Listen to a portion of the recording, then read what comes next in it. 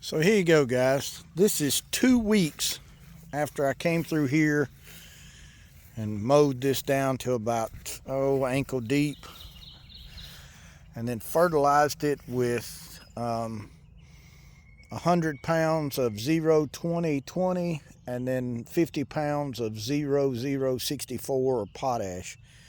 And here you can see, based on my boots, how deep it is.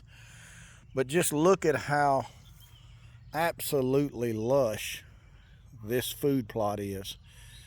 This is what we started with, this field right here. This is what we started with. And then we went in the fall and planted about 18 pounds of Whitetail Institute clover on this half acre. And then we came back through and frost seeded the end of February for Middle Tennessee. And you can just see just how thick it is in here. Now we do have some grasses in here, and we have some broadleaf like it's right here in here, but it's nothing. Everybody wants their food plot for some reason to be absolutely weed free.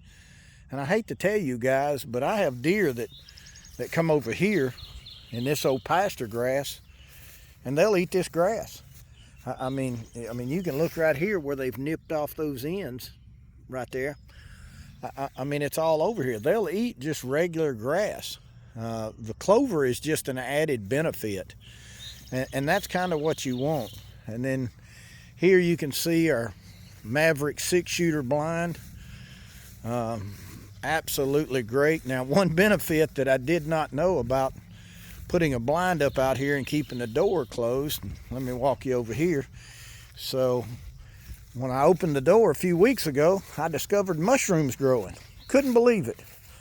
Wasn't sure they were edible, but this is my second time picking these mushrooms. I forgot what the name of them are. If anybody knows, add a comment. But they're absolutely great.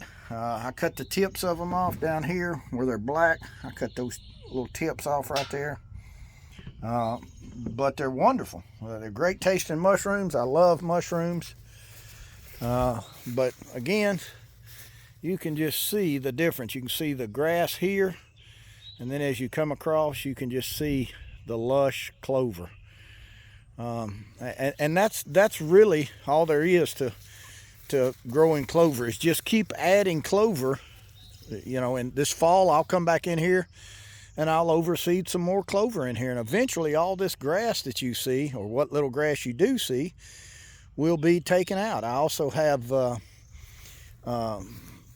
brassicas in here, not much, but a little bit. You can probably see a few brassicas growing.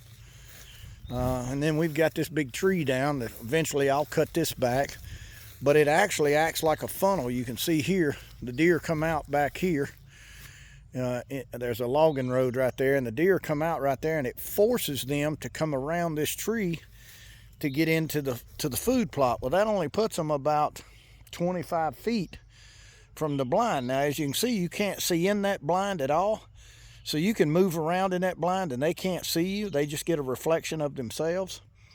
But they can't see you, and it works out well. Now, obviously, we don't open any windows on this side because we can see out of it. But the black windows here, and there, we do open those 3 windows up right there.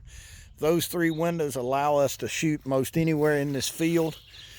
Typically, the deer will come in and they'll move out to, let me zoom in on it, to that pole right there. That yardage pole is 25 yards from the blind. And they'll hang up somewhere around in that area. And then we have another tree down over there that I've already cut most of it up. And so that's the best way I can tell you to grow your clover. Don't get worked up over weeds and things of this nature. Just take your time. If you're planning on doing a food plot this year, my advice would be till it up. I didn't till this up. I sprayed it, killed it all off. You can go and find one of my videos showing you just how dead it was. I killed it all off in August. There wasn't nothing in this field, no clover, no nothing. I came in, killed it all, put 18 pounds of clover down. I did it in increments, so I did 9 pounds the first time, fertilized it, came back in 2 weeks later, did another 9 pounds, and then just let it go. By October, we had frost last year. It was kind of a cold winter for Middle Tennessee, not extreme, but cold enough. We wasn't getting any rain. Came back in February when it was still getting about 40 degrees during the day and 20s at night. Frost seeded this with 9 pounds the 3rd week of February, another 9 pounds the 4th week of February, and then in March I put one more 9 pounds out and then fertilized it again with 100 pounds of 0-20-20 and 0-0-64, and I cut it the middle of May. It was about knee high, and I cut it the middle of May, and it's just done better than I ever dreamed. It's absolutely perfect. Get out there and enjoy your land. Get out there and enjoy food plotting, hunting, and have a good time.